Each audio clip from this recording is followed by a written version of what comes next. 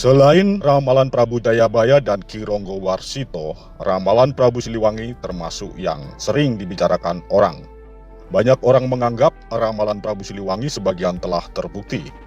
Ramalan itu terkenal dengan nama Uga Wangsit Prabu Siliwangi, atau singkatnya dikenal dengan nama Wangsit Siliwangi. Wangsit Siliwangi bukanlah sebuah naskah kuno yang ditulis pada zaman Prabu Siliwangi. Wangsit ini memakai bahasa Sunda modern yang tidak dipakai pada zaman Prabu Siliwangi. Naskah Wangsit Siliwangi yang beredar saat ini adalah hasil gubahan seorang budayawan Sunda bernama Enang Rokayat Asura.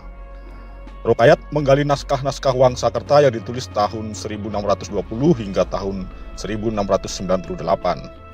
Naskah-naskah Wangsakerta sendiri yang berbicara tentang Prabu Siliwangi kebanyakan merujuk pada naskah-naskah yang lebih tua yang berjudul Siksa Kandang Karesinan yang ditulis tahun 1518 menggunakan bahasa Sunda kuno.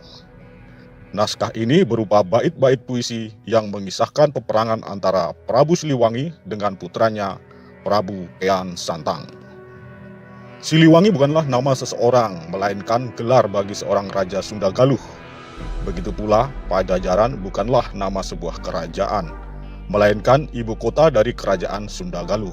Tetapi karena berpusat di Pakuan Pajajaran, maka kerajaan Sunda Galuh lebih dikenal dengan nama Kerajaan Pajajaran. Para ahli meyakini ada 8 raja Sunda Galuh yang bergelar Siliwangi. Gelar ini berasal dari peristiwa Perang Bubat. Ketika itu, Prabu Linggabuana mengantarkan putrinya, Dyah Ayu Pitaloka, ke Majapahit untuk diperistri oleh Prabu Hayam Wuruk. Prabu Linggabuana hanya dikawal oleh sedikit pasukan. Pasukan pengawal ini tanpa persiapan untuk berperang, melainkan untuk kunjungan kekeluargaan. Patih Gajah Mada mengintimidasi Prabu Linggabuana agar menyatakan diri tunduk pada Majapahit. Prabu Linggabuana menolak. Akhirnya terjadilah perang yang dikenal dengan nama Perang Bubat.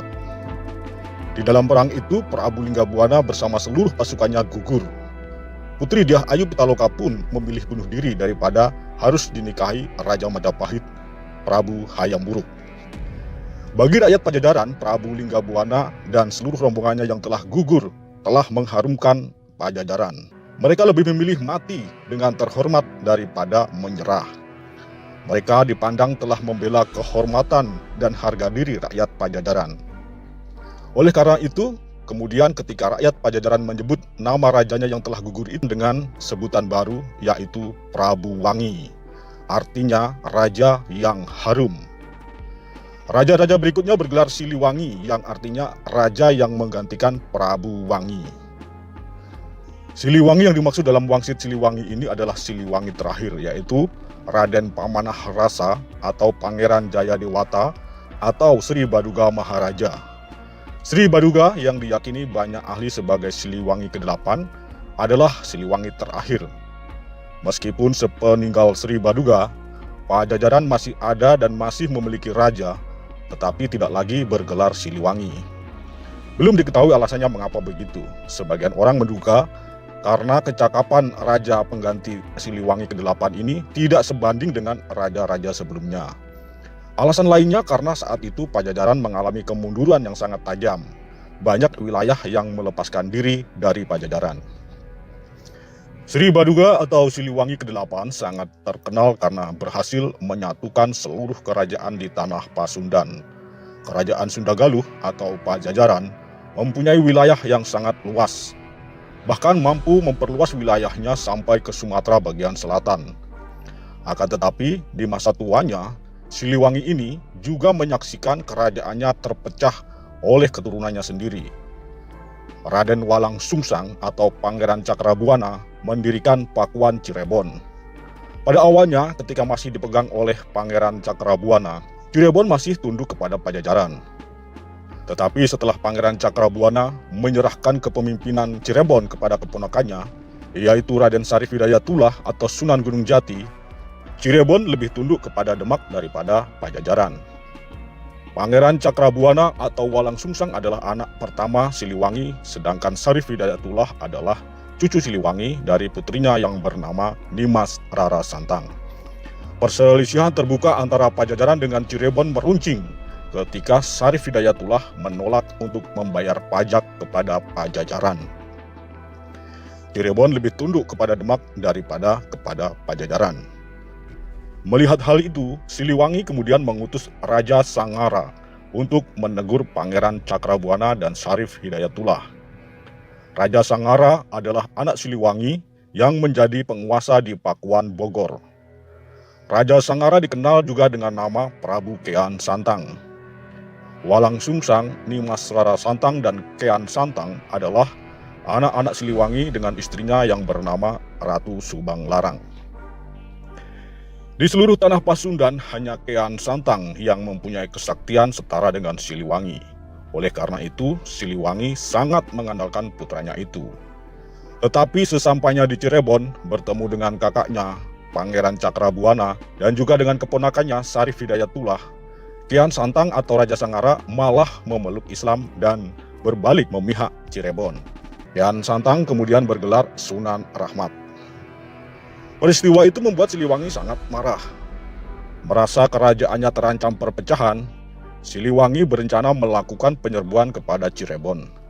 Tetapi karena seorang patihnya mengingatkan bahwa semestinya Siliwangi malu jika berperang melawan Cirebon karena sama saja berperang dengan anak-anak dan cucunya sendiri, akhirnya Siliwangi memilih lengser dan menyerahkan tahtanya kepada Surawisesa, anaknya dari istrinya yang bernama Kentring Manik Mayang. Pada saat lengser dan meninggalkan istana, rakyat mengikuti kemana Siliwangi pergi. Siliwangi pergi ke hutan Sancang dan menghilang atau moksa di sana menjadi seekor macan putih. Sebelum moksa, Siliwangi tidak menginginkan rakyatnya sengsara gegara dirinya, maka dia memberikan pesan-pesan terakhirnya kepada rakyatnya. Pesan-pesan Siliwangi itu oleh rakyat Pajajaran dituturkan secara turun-temurun dalam bentuk pantun teka-teki yang kemudian oleh Enang Rokayat Asura disusun dalam bentuk narasi yang komprehensif menggunakan bahasa Sunda modern. Bagaimana bunyi pesan-pesan itu secara lengkap? Tonton video ini hingga selesai. Prabu Siliwangi berpesan pada rakyat Pajajaran yang ikut mundur sebelum beliau menghilang. Perjalanan kita hanya sampai di sini hari ini. Walaupun kalian semua setia padaku, tapi aku tidak boleh membawa kalian dalam masalah ini, membuat kalian susah, ikut merasakan miskin dan lapar. Kalian boleh memilih untuk hidup ke depan nanti, agar besok lusa kalian hidup senang, kaya raya, dan bisa mendirikan lagi Pajajaran. Bukan Pajajaran saat ini, tapi Pajajaran yang baru, yang berdiri oleh perjalanan waktu. Pilih, aku tidak akan melarang, sebab untukku tidak pantas jadi raja yang rakyatnya lapar dan miskin. Dengarkan, yang ingin tetap ikut denganku, cepat memisahkan diri ke selatan. Yang ingin kembali lagi ke kota yang ditinggalkan, cepat memisahkan diri ke utara. Yang ingin berbakti kepada raja yang sedang berkuasa, cepat memisahkan diri ke timur. Yang tidak ingin ikut siapa-siapa, cepat memisahkan diri ke barat. Dengarkan, kalian yang di timur harus tahu, kekuasaan akan turun dengan kalian, dan keturunan kalian nanti yang akan memerintah saudara kalian dan orang lain. Tetapi kalian harus ingat, nanti mereka akan memerintah dengan semena-mena. Akan ada pembalasan untuk itu semua. Silahkan pergi. Kalian yang di sebelah barat, carilah oleh kalian Ki Santang. Sebab nanti keturunan kalian yang akan mengingatkan saudara kalian dan orang lain. Ke saudara sedaerah, ke saudara yang datang sependirian, dan semua yang baik hatinya. Suatu saat nanti apabila tengah malam, dari Gunung Halimun terdengar suara minta tolong, nah itu adalah tandanya. Semua keturunan kalian dipanggil oleh yang mau menikah di Lebak Cawene. Jangan sampai berlebihan, sebab nanti telaga akan banjir. Silakan pergi. Ingat, jangan menoleh ke belakang. Kalian yang di sebelah utara, dengarkan. Kota takkan pernah kalian datangi.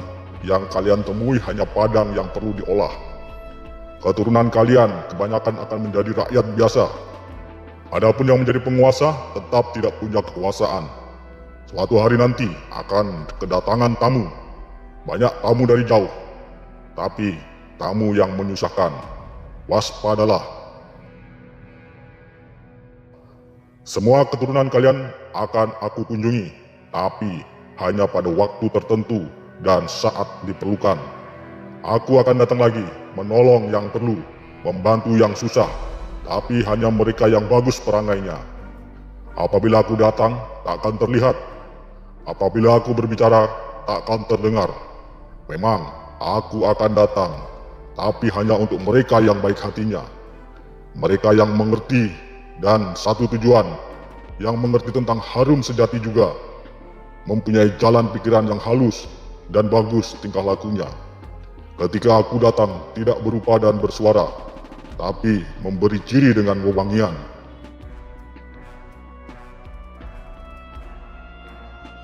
Semenjak hari ini, Pajajaran hilang dari alam nyata. Hilang kotanya, hilang negaranya. Pajajaran tidak akan meninggalkan jejak selain nama untuk mereka yang berusaha menelusuri. Sebab bukti yang ada akan banyak yang menolak. Tapi suatu saat akan ada yang mencoba supaya yang hilang bisa ditemukan kembali. Bisa saja hanya menelusurinya harus memakai dasar. Tapi yang menelusurinya banyak yang sok pintar dan sombong, dan bahkan berlebihan kalau bicara. Suatu saat nanti akan banyak hal yang ditemui sebagian-sebagian, sebab terlanjur dilarang oleh pemimpin pengganti. Ada yang berani menelusuri terus-menerus, tidak mengindahkan larangan, mencari sambil melawan, melawan sambil tertawa. Dialah anak gembala. Rumahnya di belakang sungai, pintunya setinggi batu, tertutup pohon hendelum dan hanjuang. Apa yang dia gembalakan? Bukan kerbau, bukan domba, bukan pula harimau ataupun banteng, tetapi ranting dan daun kering dan sisa potongan pepohonan. Dia terus mencari, mengumpulkan semua yang dia temui, tapi akan menemui banyak sejarah kejadian. Selesai zaman yang satu, datang lagi satu zaman yang jadi sejarah kejadian baru. Setiap zaman membuat sejarah. Setiap waktu akan berulang itu dan itu lagi. Dengarkan, yang saat ini memusuhi kita akan berkuasa hanya untuk sementara waktu. Tanahnya kering, padahal di pinggir sungai Cibantung dijadikan kandang kerbau kosong. Nah, disitulah sebuah negara akan pecah oleh kerbau bule yang digembalakan oleh orang yang tinggi dan memerintah di pusat kota. Sementara itu, raja-raja dibelenggu. Kerbau bule memegang kendali dan keturunan kita hanya jadi orang suruhan. Tapi kendali itu tak terasa sebab semuanya serba dipenuhi dan murah serta banyak pilihan. Semenjak itu pekerjaan dikuasai monyet. Suatu saat nanti keturunan kita akan ada yang sadar, tapi sadar seperti terbangun dari mimpi. Dari yang hilang dulu, semakin banyak yang terbongkar, tapi banyak yang tertukar sejarahnya. Banyak yang dicuri bahkan dijual. Keturunan kita banyak yang tidak tahu bahwa zaman sudah berganti. Pada saat itu, geger di seluruh negara. Pintu dihancurkan oleh mereka, para pemimpin, tapi pemimpin yang salah arah. Yang memerintah bersembunyi, pusat kota kosong, kerbau bule kabur, negara pecahan diserbu monyet. Keturunan kita enak tertawa, tapi tertawa yang terpotong. Sebab ternyata pasar habis oleh penyakit, sawah habis oleh penyakit, tempat padi habis oleh penyakit, kebun habis oleh penyakit, perempuan hamil oleh penyakit. Semuanya diserbu oleh penyakit. Keturunan kita takut oleh segala yang berbau penyakit. Semua alat digunakan untuk menyembuhkan penyakit, sebab sudah semakin parah. Yang mengerjakannya masih bangsa sendiri.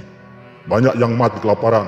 Sementara itu, keturunan kita banyak yang berharap bisa bercocok tanam sambil sok tahu membuka lahan. Mereka tidak sadar bahwa zaman sudah berganti cerita lagi. Lalu sayup-sayup dari ujung laut utara terdengar gemuruh. Burung menetaskan telur. Riuh seluruh bumi. Sementara di sini, ramai oleh perang, saling menindas antar sesama.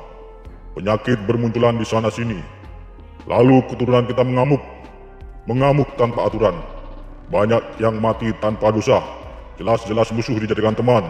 Yang jelas-jelas teman dijadikan musuh. Mendadak banyak pemimpin dengan caranya sendiri. Yang bingung semakin bingung. Banyak anak kecil sudah menjadi bapak. Yang mengamuk tambah berkuasa. Mengamuk tanpa pandang bulu. Yang putih dihancurkan. Yang hitam diusir. Kepulauan ini semakin kacau. Sebab banyak yang mengamuk. Tidak beda dengan tawon. Hanya karena dirusak sarangnya. Seluruh nusa dihancurkan dan dikejar. Tapi ada yang menghentikan. Yang menghentikan adalah seorang seberang. Lalu berdiri lagi penguasa yang berasal dari orang biasa. Tapi memang keturunan penguasa dahulu kala. Dan ibunya adalah seorang putri Pulau Dewata. Karena jelas keturunan penguasa baru susah dianiaya. Semenjak itu berganti lagi zaman. Ganti zaman, ganti cerita. Kapan? Tidak lama setelah bulan muncul di siang hari. Disusul oleh lewatnya komet yang terang benderang. Di bekas negara kita berdiri lagi sebuah negara. Negara di dalam negara dan pemimpinnya bukan keturunan Pajajaran. Lalu akan ada penguasa, tapi penguasa yang mendirikan benteng yang tidak boleh dibuka. Yang mendirikan pintu yang tidak boleh ditutup. Membuat pancuran di tengah jalan. Memelihara elang di pohon beringin. Memang penguasa buta. Bukan buta pemaksa, tapi buta tidak melihat. Segala penyakit dan penderitaan, penjahat juga, pencuri, menggerogoti rakyat yang sudah susah. Sekalinya ada yang berani mengingatkan, yang diburu bukanlah penderitaan itu semua, tetapi orang yang mengingatkannya. Semakin maju semakin banyak penguasa yang buta tuli, memerintah sambil menyembah berhala. Lalu anak-anak muda salah pergaulan, aturannya hanya menjadi bahan omongan. Karena yang membuatnya bukan orang yang mengerti aturan itu sendiri. Wajar bila kolam semuanya mengering, pertanian semuanya pusuh, bulir padi banyak yang diselewengkan. Sebab yang berjanjinya banyak tukang bohong. Semua diberangus janji-janji belaka. Terlalu banyak orang pintar, tapi pintarnya salah arah. Pada saat itu datanglah pemuda berjanggut. Datangnya memakai baju serba hitam sambil menyanding sarung tua. Membangunkan semua yang salah arah. Mengingatkan pada yang lupa, tapi tidak dianggap. Karena pintar keblinger, maunya menang sendiri. Mereka tidak sadar, langit sudah memerah, asap mengepul dari perapian. Alih-alih dianggap, pemuda berjanggut ditangkap dimasukkan ke penjara.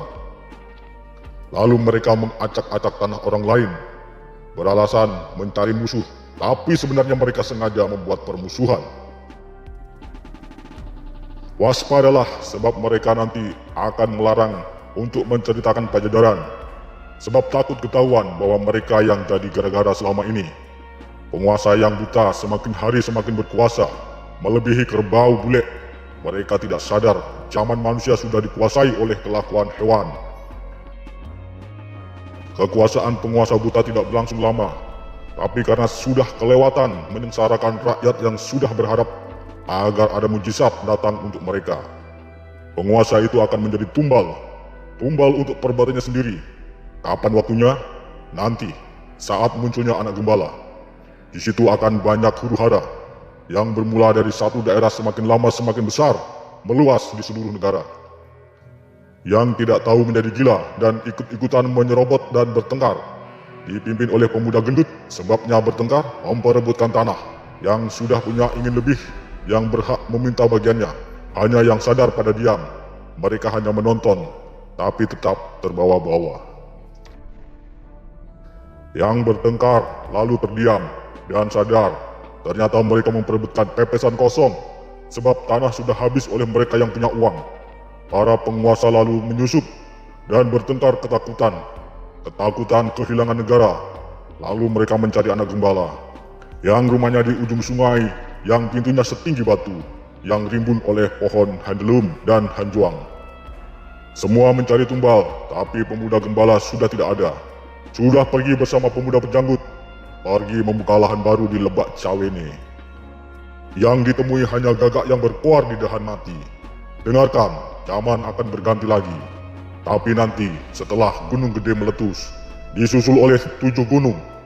Ribut lagi seluruh bumi, orang Sunda dipanggil-panggil, orang Sunda memaafkan. Baik lagi semuanya, negara bersatu kembali. Nusa berjaya lagi, sebab berdiri Ratu Adil. Ratu Adil yang sejati. Tapi ratu siapa? Dari mana asalnya sang ratu? Nanti kalian juga akan tahu. Sekarang cari oleh kalian, pemuda gembala. Silakan pergi, ingat, jangan menoleh ke belakang.